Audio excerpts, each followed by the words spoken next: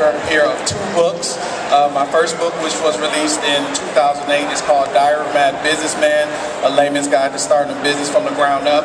And what I wanted to do when I started my first business, which was a cyber cafe, the issue I ran into is that when you wanted to learn about a business, a lot of the books out there started on, if you wanted to look at it from a sports analogy, started you on second base. And so I wanted to write a book that talked about the classes you should be taking in school, the people you should be associating with, and the things you should be doing to prepare yourself to open a business. And that is the first half of the book. The first half of the book talks about all the things you should do before you even want to open a business. Then the second half deals with the daily trials and tribulations of having a business. And then, as my business was growing and as I was becoming successful, I knew there was a lot of heavy things on my heart. And so I wanted to write my memoir, which is called Taking My Soul to the Laundromat, From Prison Walls to Executive Halls, which is very appropriate with the group that was just up here just talking. Because I was in school, I went through middle school, I went through high school, was the typical smart kid who never got in trouble, went to college and started getting in trouble, hanging out with the wrong people, and I ended up going to prison for 2 years.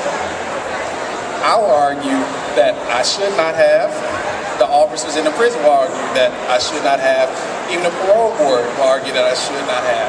But at the end of the day, it was not about that. It was about what God had put me through, regardless of whether I thought it was right or wrong, finding the reason behind it, getting released from prison, not whining, going back and getting my degree in chemical engineering from the University of Michigan, being able to go and work and get into the workforce, being active in my community, becoming the national chair of the National Society of Black Engineers, which is now a 35,000 member organization, and actually getting out of prison and not using any excuses to hold me back. So my new book, Taking My Soul to the Laundromat, From Prison Walls to Executive Halls, talks about a lot of things that they just talked about in terms of how do you go get someone out of prison, how do you go get that person who's been through trials and tribulations and get them into a point where they can be successful.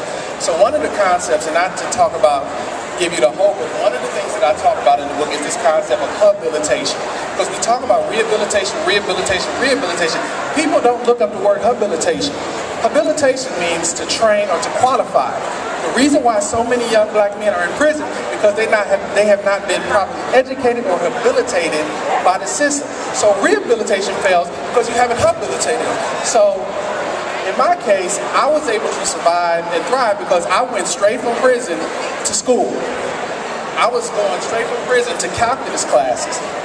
So, taking my experiences, I wanted to write about my experiences, how I was able to survive, and actually teach those experiences to others. And so, in the book, I wanted to introduce some of the challenges you have and give a face to some of the people. I actually have on my website, which we can talk about in the end, I actually have a journal that discussed every day that I was in prison, some of the things I went to, the people that I met, the challenges. And as you can see, I'm not an outlier. The people in prison are normal men. They're our sons, they're our brothers, they're our sisters. So we can't let the stereotypes or the names that society wants to put on them. These are normal people. These are our family. So I talk about my challenges, but I talk about it in a way where we can build a community. And that's the purpose of this book. Okay. So there are a few things in here that I do discuss. I talk about drugs, and I talk about how the drug problem is facing us and some of the ways we can alleviate that. I talk about the educational system, how it's very clear when we don't understand what's happening with the education. One thing I can say, just about everyone that I've met in prison did not have an education when they went there. About the first time they went to prison, they didn't have an education, they didn't have a high school diploma, they didn't have a GED. Now, everyone that I went to college with did.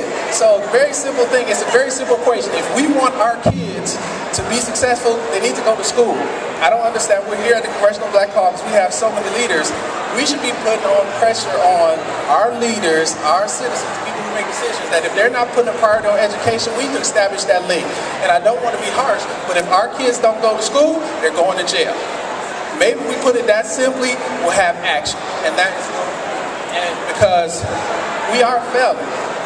There are more kids going to prison than college. They don't value. So we need to talk about our value system. We need to talk about the laws, the crack cocaine sentencing laws.